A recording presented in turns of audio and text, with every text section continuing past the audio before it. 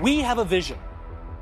And what a vision is the ability to see that which cannot be seen. That's why we call it vision. It literally lives in our imagination.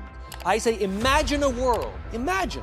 Close your eyes, imagine a world in which the vast majority of people wake up every single morning inspired, feel safe at work, and return home fulfilled at the end of the day. And what you see in your mind's eye is yourself and the people you love having that experience and those feelings. That is a complete figment of your imagination. It is not real. It is the equivalent of an iceberg. That's what vision is. It's being able to see that which no one else can see because it lies beneath. And when we work with a small group of people who say, I believe what you believe, and we will work together, what ends up happening is a tiny little piece of iceberg pops up. And a couple people go, oh, that's what you mean. Yeah, I'm in. And they join in, and a little more iceberg shows up, and a little more iceberg shows up. And before you know it, everybody goes, it's amazing what you're doing. And you'll say, tip of the iceberg. And the iceberg is huge, and people say, look at all the success you've had. And you'll say, tip of the iceberg. Because that's what it means to wake up every single day to advance a cause. It means that we devote our lives to building that which has not been built, to advancing what has not been advanced, to showing that which is not seen, and not obsessing with the successes we've had and how much iceberg is above the ocean, but how much more work we have to do. And it all started with a tiny little bit of ice sticking above the ocean. A why comes from the past.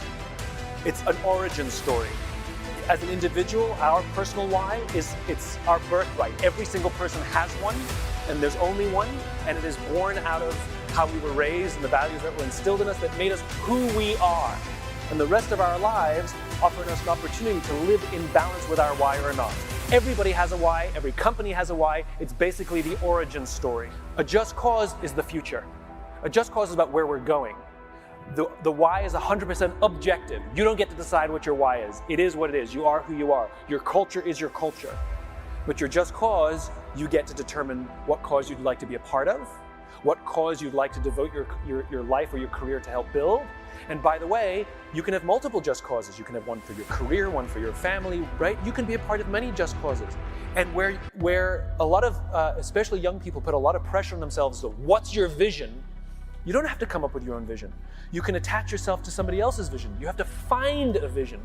Not everybody's visionary like Jobs or Gates, right? There's only a small percentage of our population that we would call visionary, but we can attach ourselves to their vision and make their vision ours. So you have to find a vision, for sure. So the question is, how do you build a just cause?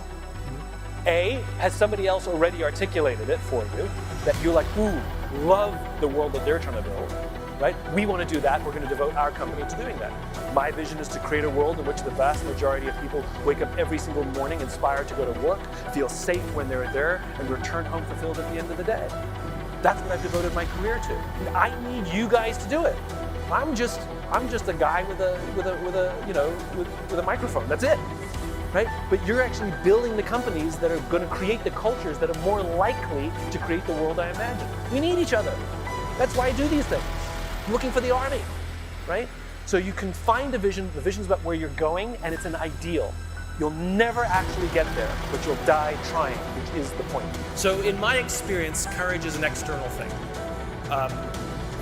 I've had the opportunity to meet people who have risked their lives to save the lives of others. And they didn't have to. They would not have been faulted if they didn't. They were not ordered to.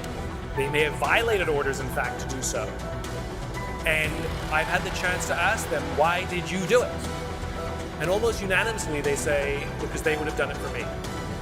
And it's the sense that someone has my back that gives me the courage to do something for them. You know, if you're a world famous tightrope walker and you wanted to try a brand new death-defying act for the first time, you're gonna do it with a net. It's not your ability that gave you the courage, even though you're really good at it. It's the net. It's this external thing that gave you the courage, and you build it. So I think that to live with a servant's heart, to be that leader, that empathetic leader, what that engenders is that people start to believe that you have their backs, that you would do something for them, that you would sacrifice your interests to protect them, and miraculously they'll do it back. And the only thing that makes you a leader is you're the one who went first. You're the one who took the risk first, right? That's the only thing that makes you the leader. Leader is not because you have the rank. We call you leader because you literally led us. You went first towards the danger. Take the risk. You set the tone. And people may have been cynical at the start. You did it again. They may have been cynical again. You did it again, and they realized, wait, this is for me. Weird human things happen when they start talking. Listen, right? Well, trust that. I believe it's external, and I believe it's based on the quality of the relationships, which means it doesn't happen overnight. Like in the military, they do not build trust in combat. It's not when they step off the plane with their rifles in arms where they all trust each other. It's in peacetime where they're training and learning to love each other. I believe that we talk about human beings, we forget we're social animals. You know, there's an entire section in the bookshop called self-help. There is no section in the bookshop called help others. And yet at the end of the day, by ourselves, we're crap. Like, we're just not that good by ourselves. We're not that strong, we're not that clever. But you give a team together, we can lift anything and solve any problem. Not a single person on earth solved any problem by themselves. It never happened. And even if it was their big brain, there was somebody who believed in them, who gave them a break, or funded them, whatever it was, they did not do it alone. And I think it's our ability to foster relationships that underpins the courage we need to do it. Look, human beings, we can't help ourselves but compare ourselves to others. And comparison is the deadliest thing we can do to ourselves, because we will always come up short. Right? All it does is exaggerate all of our insecurities. It's okay to enjoy other people's success, but let them live their lives and you live your life. Oh, and by the way, they're curating their social media. That's not really their life. And so you're making decisions based on how you feel, based on their curated things. I know, I've talked to so many millennials. I know somebody who's out of work, really depressed, and yet she goes and does all these things so she has the appearance of this amazing, successful life. And so you imagine, now she may be making those decisions based on what her friends, or who knows what sort of weird, twisted, exaggerated, circle of depression this is forming. Mm-hmm. So go back to the rules of the infinite game. Your friends are there to admire. Your friends are there to say, God, I'm so happy with them. What are they doing that I can learn from? I'll give you an example. So, in my business, authors and speakers and folks like us, we're all comparing ourselves to each other, and sometimes it can get silly and competitive. And there was, sometimes I go on Amazon and I check the rankings of my books to see that I still have a job. And now and then there was this one author who I hated for no reason. He's very smart. His work's incredibly good. He's incredibly well respected. I respect him, but I hate him. And I would check the rankings of his book. And when I was ahead, I'd win.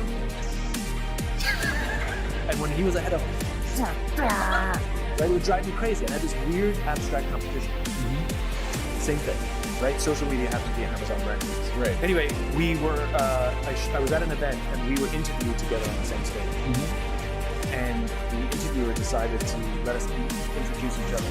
So I went first. I had to introduce him. And this is what I said. I looked at him and I said, you make me very insecure. I said, because all of your strengths are all of my weaknesses. And every time I see you do well, it just reminds me what I'm bad at. That's how I opened up. He turned to me and he said, funny, I feel the same way about you. And now we love each other. Because I realized that he's really good at what I'm bad at. So by me getting to know him and really learning to love him, I'm realizing I'm getting better at those things. And I'm taking more pride in the things that I'm good at rather than thinking I have to be good at them. It's healthy to grow our own strengths rather than be intimidated by the strengths of others.